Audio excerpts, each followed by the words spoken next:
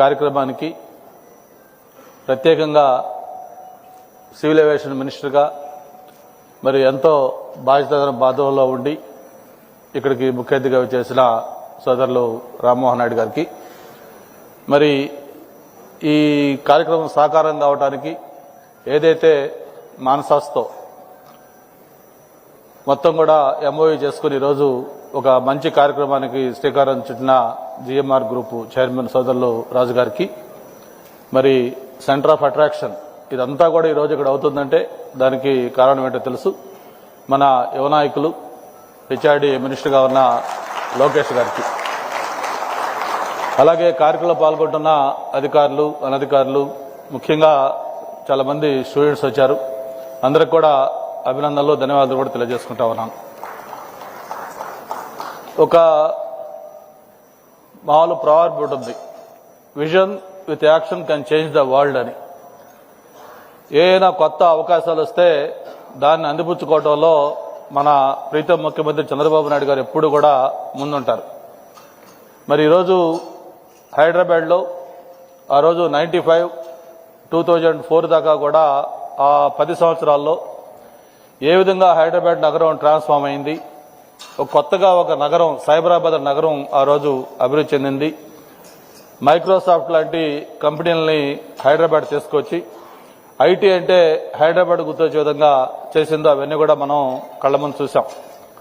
నాకైతే బాగా గుర్తు, నేను 99 ఫస్ట్ అప్పుడు అనకాపల్లి ఎంపీగా ఉన్నప్పుడు స్వర్గీయ ఎర్రనాయుడు గారితో కలిసి ఢిల్లీలో 5 సంవత్సరాలు అక్కడ ఉన్నప్పుడు సీఎంగా చంద్రబాబు నాయుడు గారు ఢిల్లీ వస్తే దేశ రాజకీయాలంతా కూడా ఆంధ్రప్రదేశ్ ఏపీ భవన్లో ఉండే. మరి ముఖ్యంగా ఆ రోజు ఆయన యొక్క దూరదృష్టి ఐటీ కానీ లేకపోతే సివిల్ ఏవియేషన్ కానీ ఇవన్నీ కూడా ఎలా పొటెన్షియాలిటీ ఉంది, వాటి వల్ల ఏ విధంగా ఈ రాష్ట్రానికి బెనిఫిట్ జరుగుతుంది, ఇవన్నీ కూడా ఆలోచించి ఆయన చేసిన కార్యక్రమాలు చూసేవాళ్ళం. ఒక ముఖ్యమంత్రి ఎవరైనా ఢిల్లీకి వస్తే ఎప్పుడో 2 నెలలకో 3 నెలలకు ఒకసారి వస్తే ఆ కన్సర్న్డ్ పీఎంనో లేకపోతే ఒక మినిస్టర్నో కలిసి వెళ్ళిపోతారు. కానీ చంద్రబాబు నాయుడు గారు ఎప్పుడూ ముఖ్యమంత్రిగా ఢిల్లీ వచ్చినా కూడా అందరూ మినిస్టర్లకి టెన్షన్ అన్నమాట. అక్కడ కనీసం 15-20 మంది ఆ ఒక రోజులో కలవటం. మార్నింగ్ 8కి స్టార్ట్ అయితే నైట్ 11-11:30 కూడా. ఆ రోజు సివిల్ ఏవియేషన్ మినిస్టర్గా మన రూడీ గారని ఒక ఆయన ఉన్నారు. ఆయన దగ్గరికి వెళ్ళాలి, GMR airport Hyderabad Shamshabad airport గురించి అని చెప్పినప్పుడు అప్పుడు ఎర్రనాయుడు గారు తర్వాత అందరూ కూడా అక్కడ ఉన్నప్పుడు అన్నారు, సార్ మీరు అవసరం లేదు, మేము వెళ్ళి మామూలుగా ఆయనకి చెప్తాం రెప్యుటేషన్ ఇవ్వండి అంటే, లేదు నేను వస్తానని చెప్పని స్వయంగా సీఎంగా ఉండి ఆయనే ఆ రోజు సివిల్ ఏవియేషన్ మినిస్టర్ గారి దగ్గరికి ఆ బిల్డింగ్కి వచ్చి ఆ రోజు ఎయిర్పోర్ట్కి కావాల్సిన అనుమతులు కానీ కొన్ని ఏదైతే ఆ బెనిఫిట్స్ అయ్యేవాళ్ళో అవన్నీ కూడా కావాలని చెప్పని స్వయంగా ముఖ్యమంత్రి గారు వచ్చి తీసుకుంటే ఈరోజు మన కళ్ల ముందు శంషాబాద్ ఎయిర్పోర్ట్ కనిపిస్తా ఉంది. మరి ఆ కేటగిరీలో ఈరోజు వరల్డ్లోనే బెస్ట్ ఎయిర్పోర్ట్గా ఆ రోజు శంషాబాద్ ఎయిర్పోర్ట్ తయారైందంటే అది ఆ రోజు ఆయన ఆలోచన. మరి అలాగే ఈరోజు ఈ సివిల్ ఏవియేషన్లో ఉన్న ఆపర్చునిటీ చూస్తూ ఉన్నాం. ఏరోస్పేస్, ఏవియేషను, అలాగే డిఫెన్స్ ఇట్లన్నిటికి సంబంధించి ఒక ఏఐడి ఒక యూనివర్సిటీ పెట్టాలని ఒక ఆలోచన వచ్చిందంటే మరి ఆయన యొక్క విజన్ ఏంటో మనం అర్థం చేసుకోవచ్చు. భారతదేశంలోనే ఇది ఫస్ట్ ఆఫ్ ఇట్స్ కైండ్. ఇంతవరకు ఎక్కడ కూడా ఇటువంటి యూనివర్సిటీ గురించి ఆలోచన లేదు.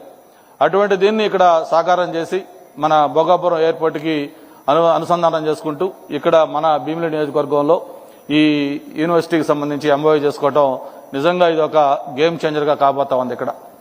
మరి మొన్ననే మనం 12వ తారీఖున చూసాం కాగ్నిజెంట్, ఆ రోజు దాంతోపాటు 9 ఐటీ కంపెనీలు. అంతకుముందు సమ్మిట్ అప్పుడు ఒక 7-8 ఐటీ కంపెనీలు.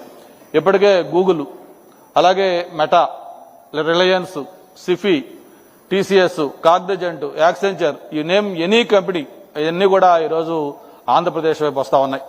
ఒక్క 5 సంవత్సరాలు 19 to 24 ఏ విధంగా రాష్ట్రం పరిశ్రమలు అంటే భయపడి పారిపోయే విధంగా ఆంధ్రప్రదేశ్ ఉండిందో మళ్ళీ ఈ 18 నెలల్లో మళ్ళీ ఆ ఎకో సిస్టమ్ అంతా కూడా తీసుకొచ్చి ఆంధ్రప్రదేశ్ వైపు అందరూ చూసే విధంగా చేస్తా ఉన్నారంటే అది మన ప్రీతం ముఖ్యమంత్రి చంద్రబాబు నాయుడు గారి యొక్క విజన్. దానికి తోడు ఈరోజు యువ నాయకులు లోకేష్ బాబు గారి యొక్క ఎగ్జిక్యూషన్. ఏదైనా ఒక ఇది చేయాలంటే దానికి ఖచ్చితంగా ఆ స్పీడ్ ఆఫ్ డూయింగ్ బిజినెస్ ఈరోజు మనకు ఆంధ్రప్రదేశ్లో కనిపిస్తా ఉంది. అందుకే అన్ని పరిశ్రమలు కూడా మన వైపు వస్తా ఉన్నాయని చెప్పిన కూడా తెలియజేసుకుంటూ రేపు మార్చిలో గూగుల్ కూడా మళ్ళీ ఫౌండేషన్ వేసుకోపోతా ఉన్నాం. ఇట్లాగా ఒక ఉత్తరాంధ్రకే కాదు భారతదేశానికే విశాఖపట్నం అనేది ఒక డేటా సెంటర్గా, ఒక ఐటీ హబ్గా మారిపోతా ఉంది. ఇప్పుడే రాజు గారు చెప్పినట్టుగా జిఎంఆర్ చైర్మన్ గారు ఏదైతే సివిల్ ఏవియేషన్లో అపారమైన ఆపర్చునిటీస్ ఉన్నాయి, భవిష్యత్తు అంతా కూడా ఏవియేషన్ రంగందే.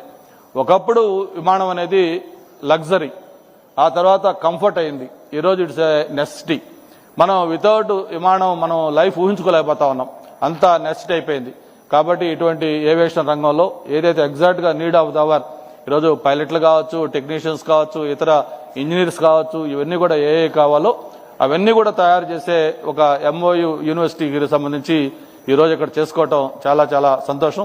మరి ఎప్పుడు కూడా లోకేష్ బాబు గారు ఎప్పుడు ఏ ఫౌండేషన్కి వచ్చినా కూడా ఒక టైం ఫ్రేమ్ చెప్తా ఉన్నారు. 12 months అనే వాళ్ళంటే లేదు 11 months 29 days మళ్ళీ నేను వచ్చి రిబ్బన్ కట్ చేస్తానని చెప్పని, సేమ్ దీన్ని కూడా మళ్ళీ మీరు ఖచ్చితంగా ఇది మళ్ళీ 1 year ఈ ఎలాగైతే ఎయిర్పోర్ట్ నెక్స్ట్ జూన్ జూలైకి కంప్లీట్ చేస్తా ఉన్నారో దీన్ని కూడా అదే స్పీడ్తో మీరు ఎట్లాగో మీకు ఆ రికార్డు ఉంది, ట్రాక్ రికార్డు, దీన్ని కూడా కంప్లీట్ చేసి మళ్ళీ గౌరవ ముఖ్యమంత్రి గారు అలాగే వీలైతే ప్రైమ్ మినిస్టర్ గారు కూడా తీసుకొచ్చి దీన్ని గ్రాండ్ గాలా ఓపెనింగ్ పెట్టుకోవాలని కూడా కోరుకుంటూ మరొకసారి జిఎంఆర్ గారి చైర్మన్ గారికి కూడా ఈ సందర్భంగా రాజుగారితో పాటు మల్లికార్జునరావు గారు కూడా ఉండుంటే బాగుండేది. డెఫినెట్ గా ఇనాగరల్కి ఆయన వస్తారని కూడా ఆశిస్తూ